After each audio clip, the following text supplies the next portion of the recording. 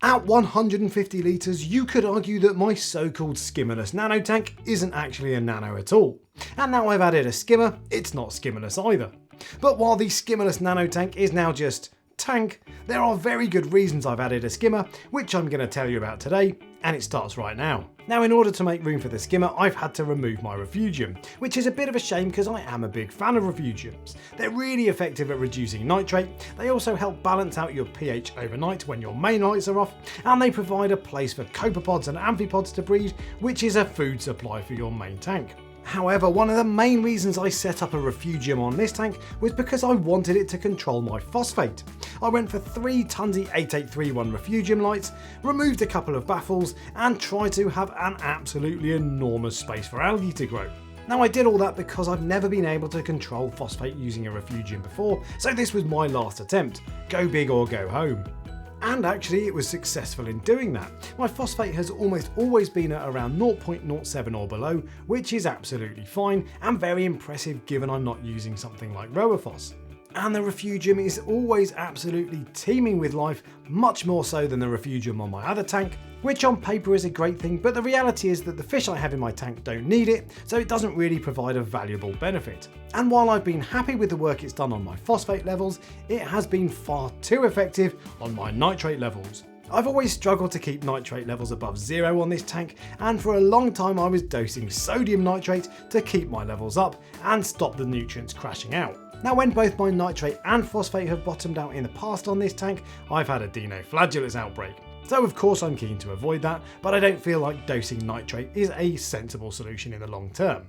And whenever I've tried to increase my nitrate levels by either feeding my fish or corals more, all it's really done is pushed up the phosphate levels too high. So the reality was that the only solution was to reduce my filtration. Now, I started by turning off 1 and then 2 of my 3 Tunzi Refugium lights, but that still didn't have enough of an impact. Now, of course, I do find that my Refugium is much less effective at removing nitrates if there's less algae in there. But in order to keep the right amount of algae in there and stop it growing too fast, I would have to harvest it regularly, and frankly I'm too lazy to do that, and it's one of the jobs that I always overlook. So the only other option was to remove my filter roller, but I really like the filter roller because it removes uneaten food and keeps detritus out of the sump. And because I only have 3 fish in my tank, my pH doesn't drop massively overnight, so I don't feel like I need the Refugium to balance out the pH level. And on top of that, I'm going to start dosing Calquasser on this tank soon, which should take care of the pH and maybe even do a little bit to take the edge off the phosphates. And if you don't think all of that is good enough reason to remove my Refugium, I also found it to be a massive detritus trap, and I want my sump to be completely clear of any crud. So ultimately that's why I decided I'd be better off with a skimmer instead.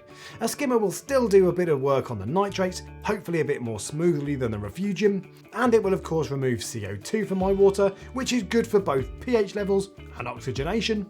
And finally, not having the water completely full of algae will make it much easier for me to hoover my sump and keep it free of detritus. However, nothing in life is perfect, and there are of course some downsides that I'm expecting. I would have thought I'm going to get a bump in nutrients, even if it's only small, which might mean I need to start using Rowaphos to take care of phosphate. And I've always found Rowaphos to be an absolute pain in the backside, so I'm not looking forward to that. And while the skimmer I've gone for, a Deltec 400i, is very quiet indeed, it does still generate some noise, and one of the main criteria on this tank was that it needs to be absolutely silent because ultimately it's in my home office. But I decided that's a price I'm prepared to pay, and so far at least the noise isn't bothering me and I can hardly hear it. Now, away from filtration and onto my corals, my LPS Zoas and Montes look absolutely fantastic at the moment.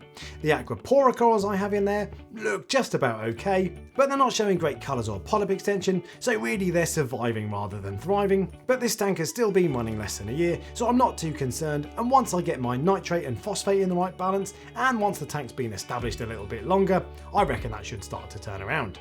And while I set this tank up to house frags for my main tank, it is continuing its journey to becoming a quasi-display tank. I now have 2 Scullies, a Clam, 3 Torches, a Favia and a Gonny, all of which are here to stay, and I have no intention of selling.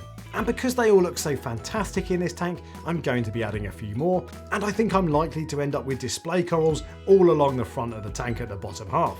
The tank is basically 2 feet away from where I record all my YouTube videos, so I really enjoy having some shiny corals that are just there for my viewing pleasure.